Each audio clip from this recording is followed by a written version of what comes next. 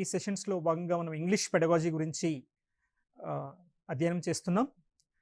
గతంలో మనము history of English language, అట్లాగే history of English language education in India, nature and scope of English language, importance of English language గురించి కొన్ని సెషన్స్లో మనం మాట్లాడుకున్నాం విపులంగా. ఈ రోజున ఈ సెషన్లో మనము డెవలప్మెంట్ ఆఫ్ లాంగ్వేజ్ స్కిల్స్ గురించి కొద్ది మేరకు అధ్యయనం చేసేటువంటి ప్రయత్నం చేద్దాం. ఇప్పుడు development of language skills, listening, speaking, reading and writing, 𝗧-𝗦𝗔𝗧 skills ఏవైతే ఉన్నాయో ప్రపంచవ్యాప్తంగా ఇంగ్లీష్ భాషలో చెప్పబడేటువంటివి ఈ 4 స్కిల్స్. 𝗧-𝗦𝗔𝗧 స్కిల్స్ అంటాం వీటిని.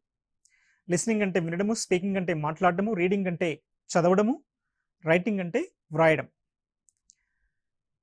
అయితే చాలా దేశాలలో ఈ ఇంగ్లీష్ అనేటువంటిది మాతృభాష కాకపోవడం చేత విద్యార్థులకి అనేక రకమైనటువంటి డిఫికల్టీస్ అనేటువంటివి ఉన్నాయన్నమాట. Students have too many difficulties in terms of acquiring these skills or learning these skills, listening, speaking and reading and writing. The reason behind this these difficulties are, they are not able to focus on how do we go about in terms of language learning. They are not provided as many as opportunities possible of language learning in the classroom. There are so many reasons. When comparatively listening and speaking, reading and writing, these 4 skills are furtherly divided into 2 skills: productive skills and receptive skills. First comes receptive skills. Receptive skills in the sense learners receive something by the virtue of listening, by the virtue of reading. మీరు వింటున్నప్పుడు ఏదో కొంత మీరు సమాచారాన్ని లేదా ఏదో విషయాన్ని మీరు తెలుసుకుంటారు. వినడం అనేటువంటి పని ద్వారా ఇది జరుగుతుంది. లిస్నింగ్ అండ్ రీడింగ్, చదవడం కూడా రిసెప్టివ్ స్కిల్. మనం న్యూస్ పేపర్ చదువుతున్నాము, లేదంటే మన పాఠ్యపుస్తకం చదువుతున్నాము, లేదంటే ఇంకా ఏదైనా చదువుతున్నప్పుడు మనకు ఆ రాయబడినటువంటి అంశాలు మనకి తెలుస్తూ ఉంటాయి. We receive something, learners are going to receive something.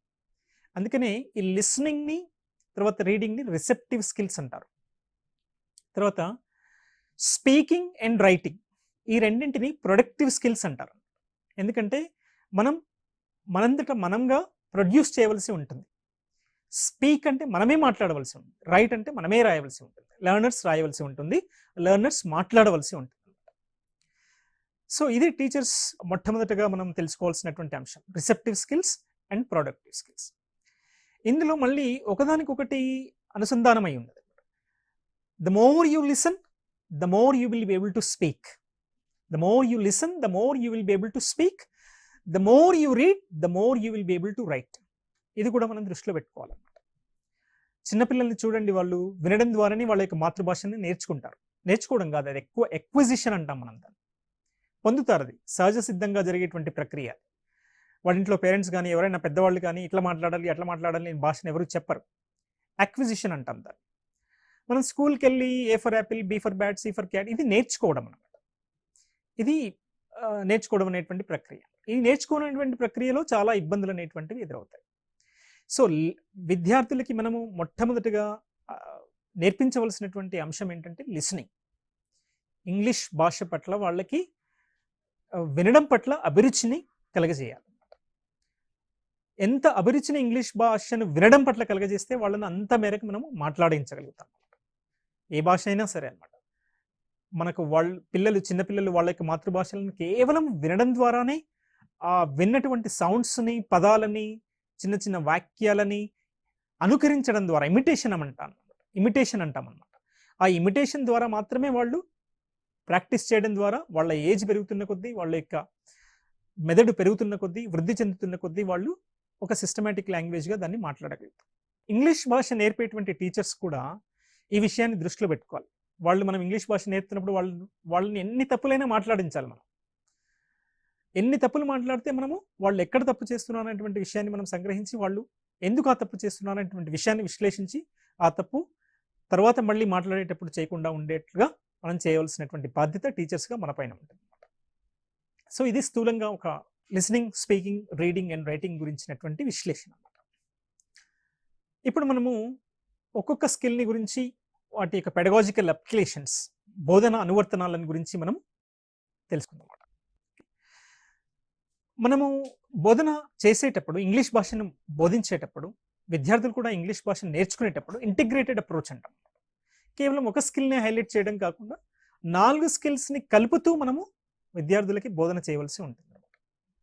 Listening, speaking, reading and writing. Of course మనం ఒక స్కిల్‌ని బాగా ఎక్కువగా చేయాలనుకుంటాం, దానికి ఎక్కువ ప్రాధాన్యత ఇస్తూ ఉంటాం. దాంతో పాటుగా మిగతా స్కిల్స్‌ని కూడా అనుసంధానం చేసేటువంటి ప్రక్రియని ఇంగ్లీష్ టీచర్స్ అవలంబించాల్సి ఉంటుందన్నమాట.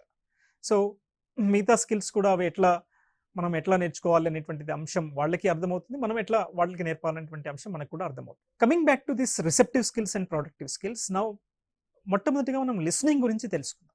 వినడము, ఇది 4 స్కిల్స్లో కల్లా అత్యంత ప్రధానమైనటువంటి skill.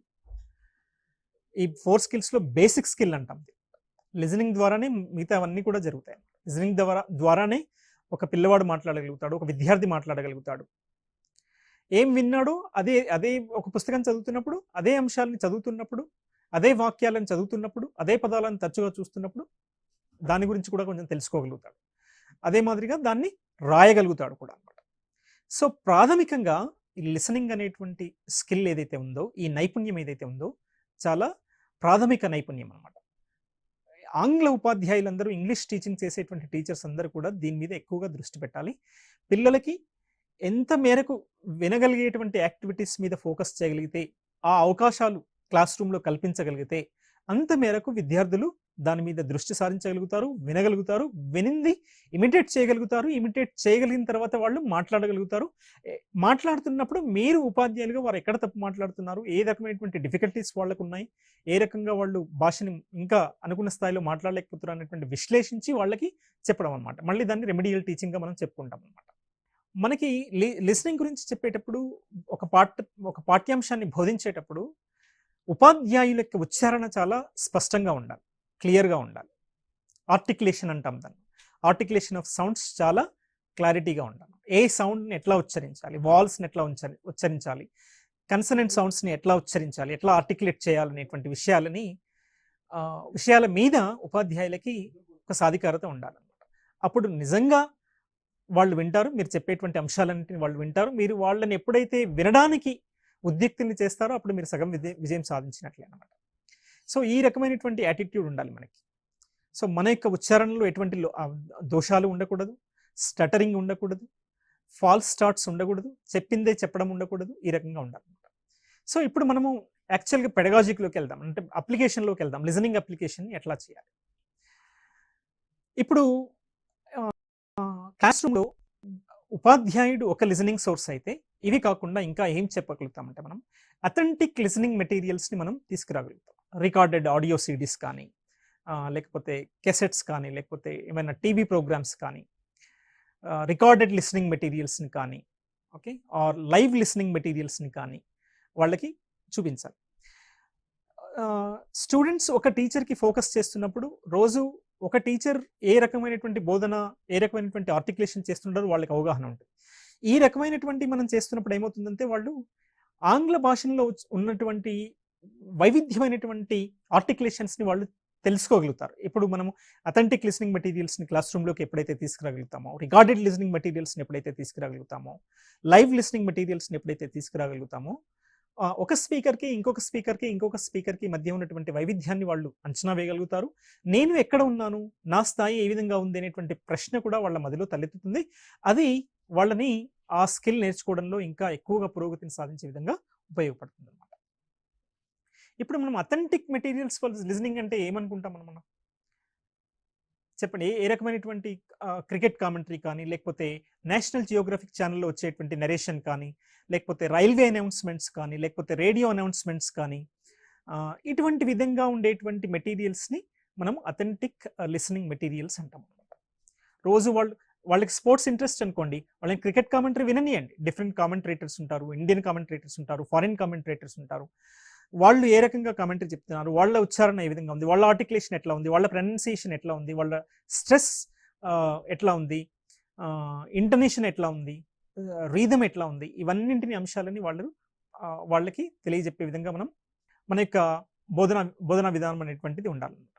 Cricket commentary, national geographic channel, announcements, చిన్న పిల్లల్లో అయితే ప్రైమరీ స్థాయిలో అయితే కార్టూన్ షోస్ కూడా పెట్టవచ్చు. ఇంగ్లీష్లో ఉన్నటువంటి కార్టూన్ షోస్ని కూడా పెట్టవచ్చు. చాలామంది హిందీ నేర్చుకున్నారు డోరేమాన్ ద్వారా.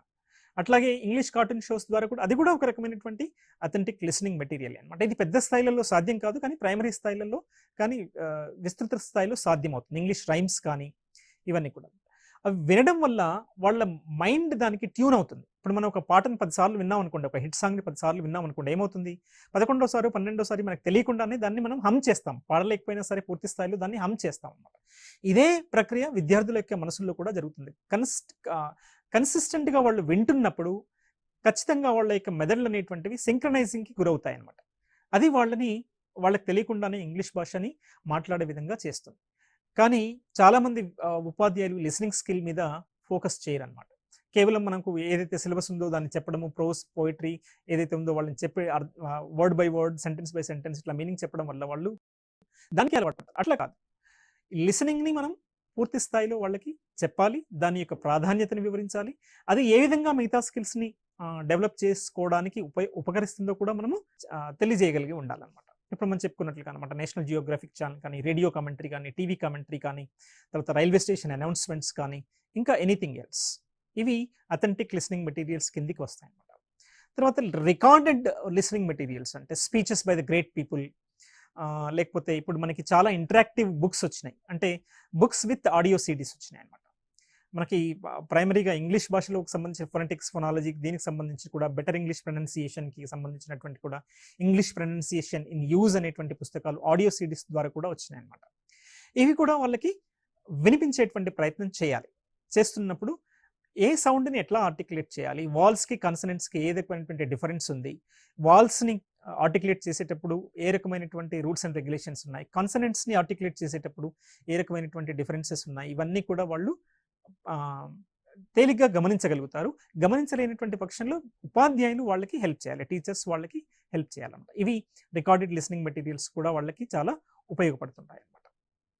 తర్వాత లైఫ్ లిసనింగ్ మెటీరియల్స్, ఎవరైనా ఇంగ్లీష్లో మాట్లాడుతున్నారు, anybody who is speaking in English, good English, reasonably good English, so వాళ్ళకి ఒక సెమినార్ ప్రజెంటేషన్ కానివ్వండి, లేకపోతే ఒక పబ్లిక్ గ్యాదరింగ్ కానివ్వండి, లేకపోతే ఇంకా అటువంటి ఏ రకమైనటువంటి అంశాలను కూడా అనమాట. ఈ లైఫ్ లిసనింగ్ ప్రోగ్రామ్స్ వల్ల కూడా మనకి ఉపాధ్యాయులకి ఒక అవకాశం దొరుకుతుంది విద్యార్థులని లిజనింగ్ స్కిల్స్ పట్ల మక్కువను పెంచుకోవడానికి, అట్లాగే ఆ స్కిల్ పట్ల ఎక్కువగా ఫోకస్ చేయడానికి అనమాట. తర్వాత సెలెక్టివ్ లిజనింగ్ అనేటువంటిది ఇంకొకటి ఉంటుందండి. సెలెక్టివ్ లిజనింగ్ అంటే ఏంటంటే కొన్ని వాళ్ళ స్థాయికి అనుగుణంగా అనమాట. ఇంటెలిజిబిలిటీ లెవెల్ అంటాం మనం, అంటే విద్యార్థుల యొక్క అవగాహన సామర్థ్యము, అర్థం చేసుకునేటువంటి సామర్థ్యానికి అనుగుణంగా మనము వాళ్ళు ఏ రకమైనటువంటి ప్రొనౌన్సియేషన్ ఉంటే అర్థమవుతుంది, ఆర్టికులేషన్ ఉంటే అర్థమవుతుంది, స్పీడ్గా ఉంటే అర్థమవుతుందా, స్లోగా ఉంటే అర్థమవుతుందా అనేటువంటి అంశాలను చూసుకొని ఆ రకంగా సెలెక్టివ్ లిజనింగ్ మనం చేస్తాం అనమాట. వాళ్ళ యొక్క ఇంటెలిజిబిలిటీ లెవెల్ని ఆధారంగా చేసుకొని వాళ్ళకి కొన్ని ఆడియో సిడీస్ని వినిపించడం కానీ, ఆడియో ప్రోగ్రామ్స్ వినిపించడం కానీ అటువంటివి చేస్తూ ఉంటారు అనమాట. మోటార్ ఆడిటరీ ఫెనోమినా అంటారు, వాళ్ళు వినడము మరియు పనిచేయడం అనమాట. తర్వాత ఇక్కడ కొన్ని మనకి జనరల్ ప్రిన్సిపల్స్ ఉంటాయి, కొన్ని సాధారణమైనటువంటి ప్రిన్సిపల్స్ ఉంటాయి సెలెక్టివ్ లిసనింగ్లో మనకి.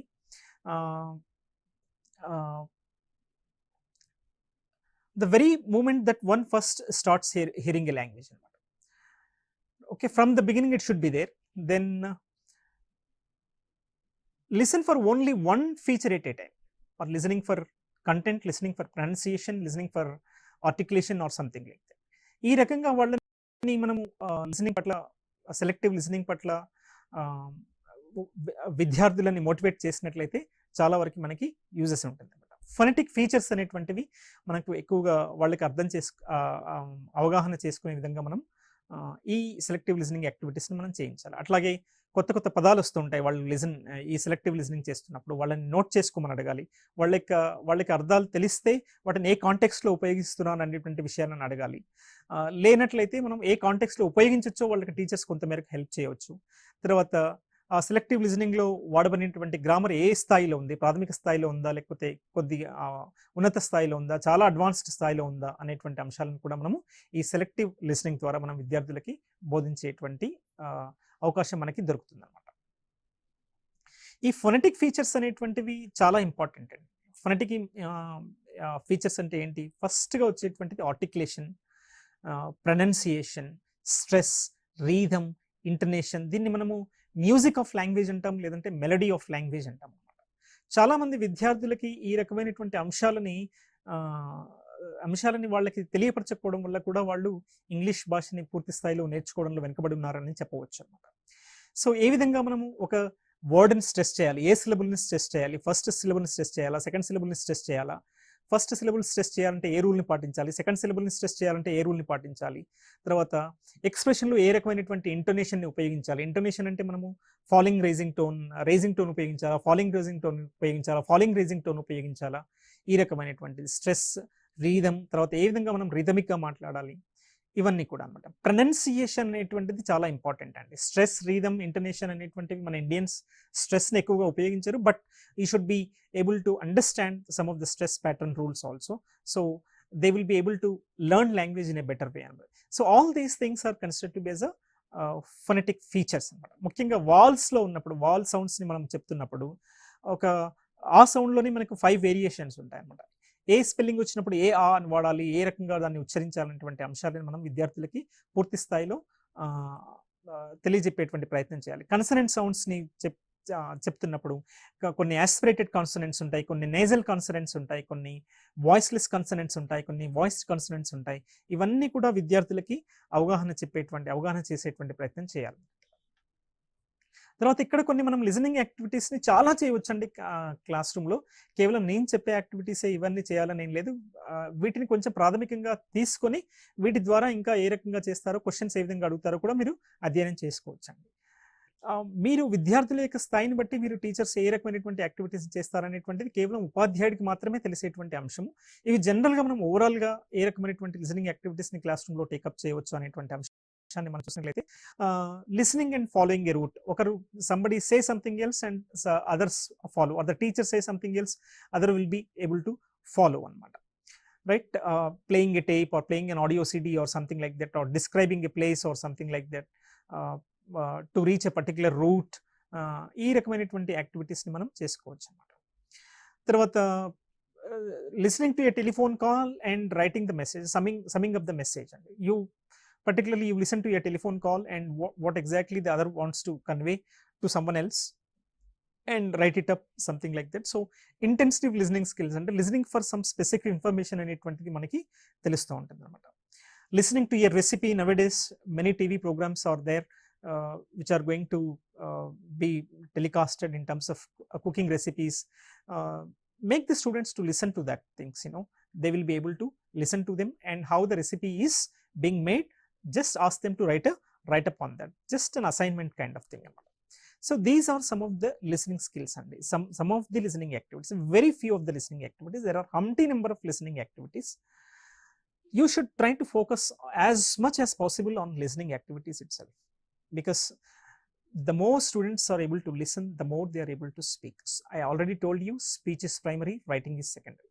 The moment you are teaching them English language, the primary objective of teaching English language is to make them to speak, make such language in their day-to-day activities. That's it. Writing comes next, right? So this is some information about listening activity, teaching listening. Now we step into teaching speaking. Just now I told you, in order to make the students to speak as much as they can, prior to that they must be able to make a habit of listening something else. So unless and until they do it regularly, rigorously, it is not possible for them to speak. So how do we go about in terms of making the students to speak? What kind of language learning opportunities that are supposed to be provided by the language teachers in the classroom, precisely with reference to speaking skill, right? So before we getting into teaching speaking skills in detail, we try to understand some of the sub skills of speaking also, right? Producing English speech sounds, speech patterns, just now I told you, right? In కలిసి చదవడము, కలిసి వినడము, కలిసి మాట్లాడడము, తర్వాత కాంబినేషన్స్లో వర్డ్స్ని ఏ విధంగా మాట్లాడడము, వర్డ్స్ని కలిపి సెంటెన్సెస్ ఏ విధంగా మాట్లాడడము, సెంటెన్సెస్ పారాగ్రాఫ్ ఏ విధంగా మాట్లాడడము. సో దీని మీద ఇది కూడా ఒక సబ్ స్కిల్గా మనం చెప్పుకోవచ్చు అన్నమాట. స్ట్రెస్ ఇంటనేషన్ ప్యాటర్న్స్ని గురించి తెలుసుకోవడము, తర్వాత using appropriate words according to the given context to convey the meaning very effectively. తర్వాత likewise these are the sub skills which are related to speaking. Being as a teachers of English language, we must encourage the students to speak as much as they can. 70-30 అంటాం అన్నమాట. 70% of the talk time must belong to the students and 30% of the talk time must belong to the students.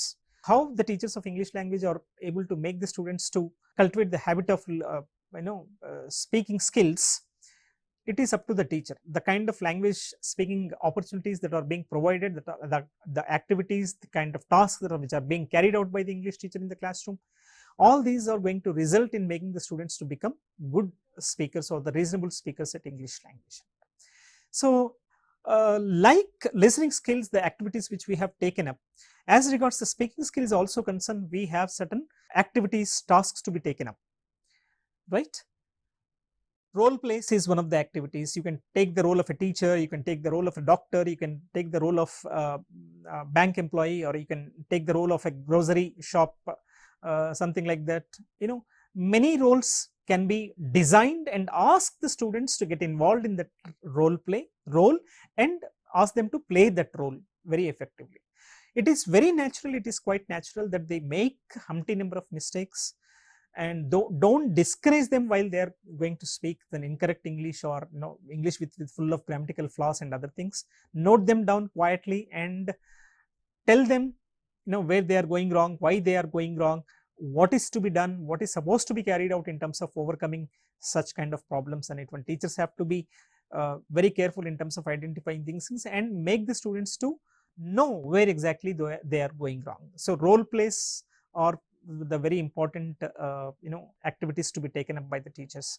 You can conduct debates on the ongoing topics or current affairs or something like that, or you can choose the topic which can really suit to that level of the students' intelligibility or something like that. So you can conduct debates, ask the students to come forward to express their ideas, express their viewpoints, express their so many things. Likewise, so arguments take place, debate takes place. It is not that actually we are supposed to listen to those arguments. It is our intent to make the students to speak. So what kind of body language that they have while they debate, while they get engaged in the debate, what kind of arguments that they are presenting logically, how they are able to convince others. So this is also one of the speaking activities that can be taken up in the classroom. You can conduct a little bit seminars, ask the students to prepare a presentation so that they are going to talk about it, they are going to explain about it with facts and figures, with certain information, with certain logic and something like that. So you conduct a little bit seminars also in the classroom. Group discussions definitely which are going to help the students to come forward to speak English. They might hesitate to speak English language before the teacher, but once they are get engaged in the group, they might not have that fear and they might come forward to express their ideas very freely with the fellow students or fellow classmates or something like that. If any student is not coming forward, teachers will have to be able to identify those students, and those students have to be encouraged, motivated related to the given topic, and ask them to get involved in the discussion irrespective of the idea, irrespective of the thought, something like that. The idea is to make them to speak something in English language. Then you have you can do pair works. Two students can be made as a group and assign them a task, assign them a riddle or something like that. They think among themselves, they think in between themselves, and trying to come out to trying to say something else related to the given task or something like that. Then narrating some stories is also one of the things. You can give them a certain topic, certain task, ask them to yarn a story, just ఒక స్టోరీని కల్పించడం అనేటువంటిది. ఒక చిన్న ఐడియాని ఇచ్చి వాళ్ళకి ఏ రకంగా వాళ్ళు దాని చుట్టూ కథ అల్లుతారో, ఆ కథ ఎంతవరకు సూట్ అవుతుందో అనేటువంటి అంశాన్ని కూడా నేర్పించవచ్చు. Narrating stories also one of the important skills to be taken up as regards speaking skills concerned. Language games can be taken up. తర్వాత narrating incidents. How did you feel when you go vacation to your grandparents' home or something like that? So how did you spend your summer vacation? Something like that, you know, narrating incidents, whatever the incident that they have come across which has got a serious impression, serious impact upon their minds or something like that. Something of the same sort can be taken up in the classroom. Narrating incidents also can be done in the classroom. Then interpreting data interpret చేయొచ్చు. ఇది కొంచెం high స్థాయిలో చెప్పొచ్చు పిల్లలకి. తర్వాత లక్షణాలను వివరించడం, describing the interpreting the features or something like this. ఇంకా ఇంటర్వ్యూస్ తర్వాత ఎక్స్టెంపోర్ స్పీచెస్ మనం చేసుకోవచ్చు. తర్వాత రీడింగ్ స్కిల్ అండి, very very important skill. Reading is also, I told you earlier, listening and reading, these two skills are receptive skills. Listening helps them to receive something, as well as reading also helps them to know something else. So as regards reading skills are concerned, we have some sub skills of reading. Recognize and understand the meaning of the words, phrases and sentences. పదాల యొక్క మరియు phrases యొక్క మరియు వాక్యముల యొక్క అర్థాన్ని తెలుసుకోవడం కోసం.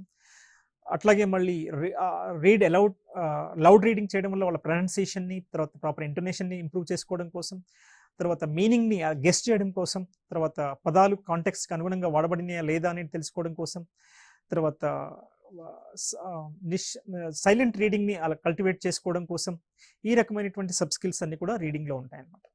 So intensive reading, extensive reading. Intensive reading అంటేనేమో reading for some specific purpose అనమాట, స్పెసిఫిక్ ఇన్ఫర్మేషన్ కోసం, మనకు కావాల్సినటువంటి నిర్దేశించబడినటువంటి సమాచారం కోసం చదవడేటువంటి రీడింగ్ నేమో మనం ఇంటెన్సివ్ రీడింగ్ అంటాం. ఎక్స్టెన్సివ్ రీడింగ్ అంటేనేమో reading anything, reading news papers, reading magazines, reading journals, reading articles, reading essays, everything, whatever that you feel like reading in English, that is called as an extensive reading. Intensive reading and extensive reading, these are the two skills that can be taken up by the teachers in the classroom.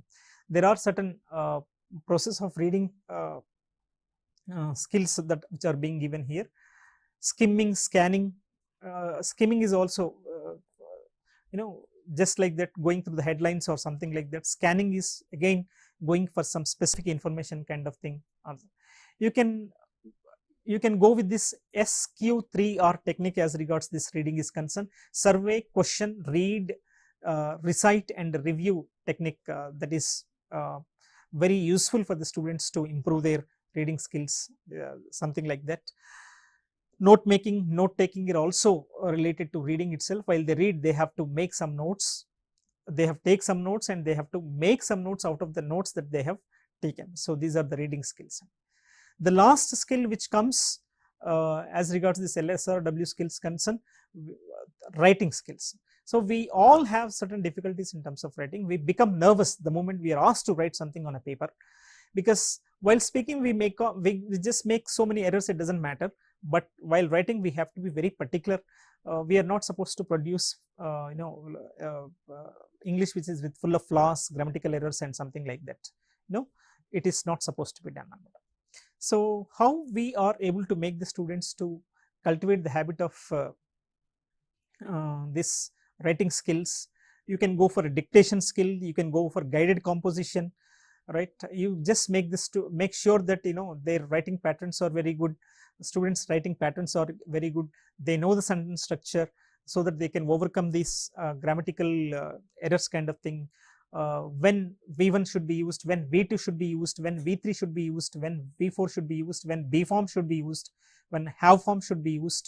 So all these things basically must be informed to the students so that they will be able to produce some good piece of writing without any mistakes. So as regards writing is concerned, dictation helps the teachers to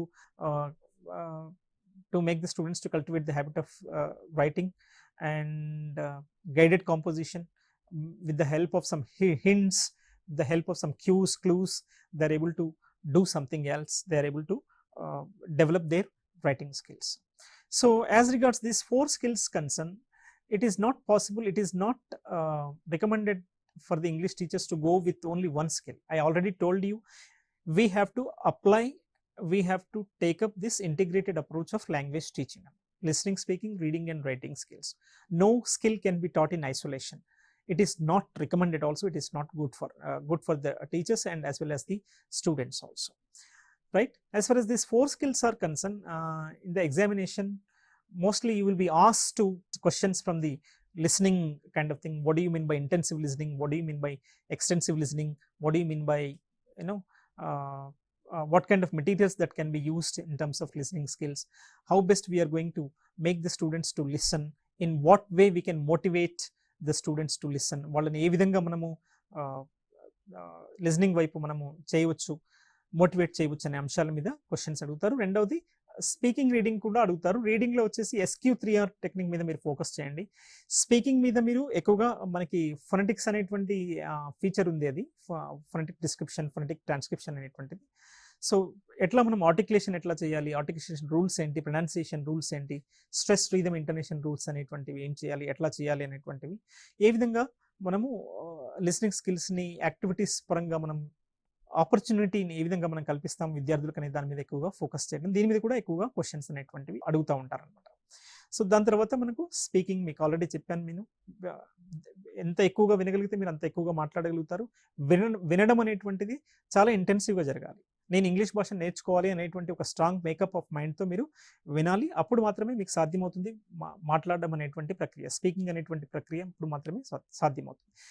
వినడం ఎప్పుడైతే మీరు చేయగలుగుతారో మాట్లాడడం అనేటువంటి సాధ్యమవుతుంది. ఎప్పుడైతే మీరు వినరో మీకు మాట్లాడడం అనేటువంటిది సాధ్యం కాదు. ఈ విధంగా మనం ఈ 4 స్కిల్స్ని LSRW స్కిల్స్ని క్లాస్ రూమ్లో మనము విద్యార్థులకి ఎఫెక్టివ్గా చెప్పవచ్చు. బిఫోర్ దట్ మీరు రిసెప్టివ్ స్కిల్స్, ప్రొడక్టివ్ స్కిల్స్ అన్ని డివైడ్ చేసుకోండి, యాక్టివిటీస్ డిజైన్ చేయండి, టాస్క్స్ డిజైన్ చేయండి, వాటిలో ఉన్నటువంటి మైక్రో ఆస్పెక్ట్స్ని విద్యార్థులకు చెప్పండి. They will be able to learn easily అనమాట. Thank you. మరి మరో సెషన్లో మరొక అంశంతో కలుద్దాం. Thank you.